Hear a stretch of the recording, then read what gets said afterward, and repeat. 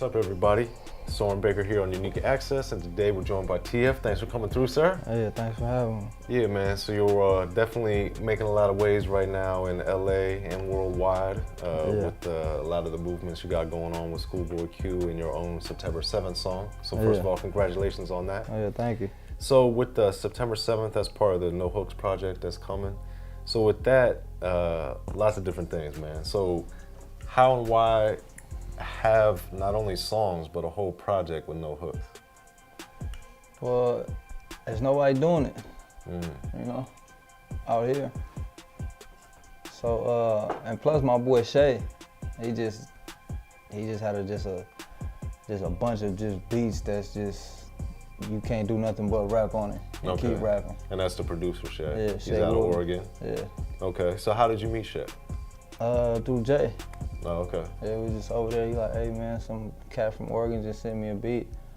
I'm like, cat from Oregon? I'm like, put it on, play it. You know, it was weird, but I'm like, all right, let's do it. We sent it back to him, he was feeling it, and he sent another one, same thing. Till we had about like 6, 7, 8 songs.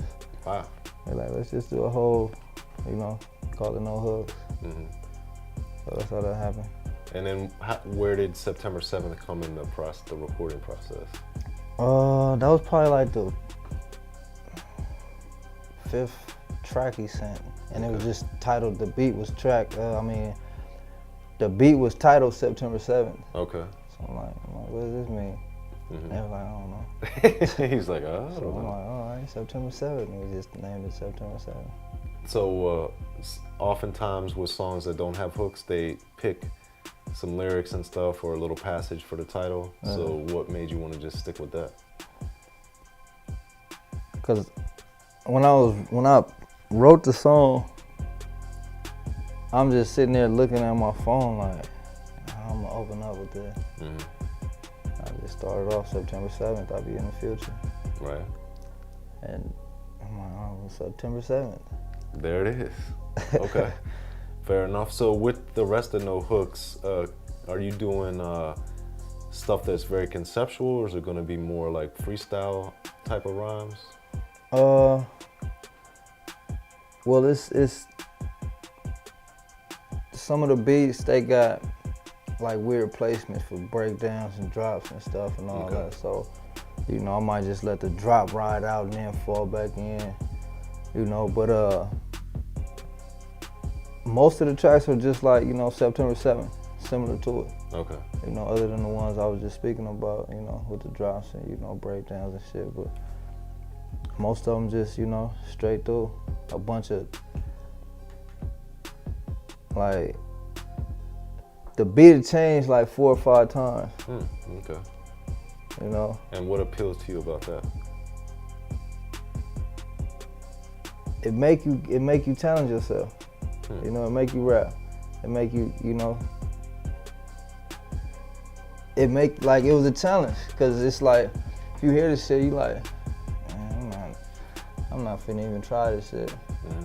You know? Like, I got a few of them, I'm like, I'm not fucking with it. Real shit. Right. But he got some bangers though. There's some, you know, there's some bangers on it. But I liked it because it was a challenge, man, and wasn't nobody doing it. Okay. And then also, since it's your first big thing as a solo artist, that you also have so many cameos in the video. And you know, you got G Perico, what's up? You got ScHoolboy Q, of course, and you've worked with him. So for you to be able to be coming out and getting like a lot of people in your video on the first big thing, Danny Brown, etc., like how artistically, what does that mean to you? Well, as an artist, that's dope because you know the fan base, and I seen Danny Brown, and I seen Danny Brown in the video. You know, J305, I seen ScHoolboy, so you know, of course, that's what the people want to see as an artist. But your affiliation. Yeah, but I already know him, just right. Not even as a rapper, like I know these people just in the streets. Right. You know, so you know, that was dope for them to do that, help me out with that. Working with ScHoolboy Q, with Blank Face, and Tookie knows too. With that, what being in that video and having like the big production and everything that you're doing, like what did that teach you about yourself and about the game that you didn't really understand at that point? At that point, I'm sitting there like, this how they make movies? Right. You know, because we went from set to set to set to set from, like we started like probably 9. We wouldn't leave till 9. Okay. And this was all day for like a week, like a good 5 days. So seeing that, and it wasn't really nothing hard, you know? You just need to go find a location, come up with a dope idea, get creative with it, think outside the box, and you know, like if we're gonna go shoot a video, we could do the same thing we just did, but a little more, be a little bit more creative. So just sitting there being a part of that, you know, it helped me think outside the box a little bit with, as far as with visuals, like, because you could do anything with this. Okay. And then artistically, like what is your main goal that you're trying to achieve or get across to the listener? Just how I view things. How I view things, you know. Different ways, lifestyles. You know, it's a whole nother lingo, it's a whole nother world. You know, you might be able to relate to it, you might not. You might don't even know what I'm talking about. But I'm gonna make it sound good, you know?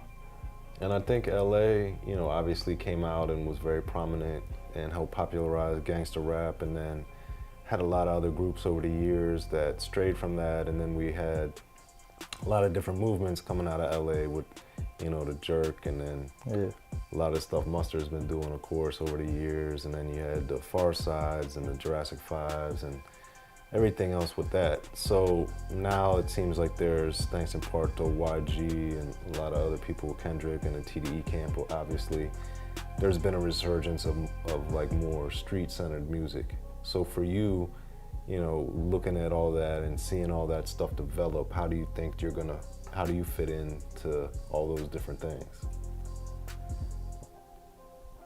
Well, that's why I wanted to drop no hooks, you know, so, cause I didn't want to just be just another gangster rapper or just another rapper that rap about street stuff and all that. So, I mean, even though I do rap about street stuff on this No Hooks project, but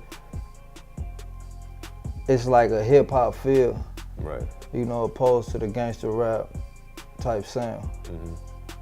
You know, so with that, I wanted to just come new, you know? Yeah. And try not to be boxed in. Right. And I think that September 7th is a good showcase for that too, because it has a lot of energy, but it's also atypical, and it's not a traditional gangster rap type of song. Yeah.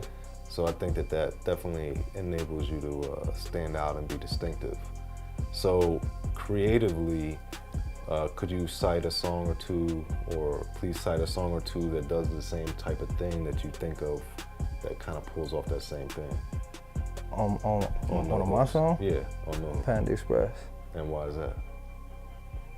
Panda Express. Is that the first thing you say on the song too, or no? Nah. I don't think I say Panda Express on there. Okay. I mean, I put the reference in it, but you know, I don't really say Panda Express on there. But Panda Express,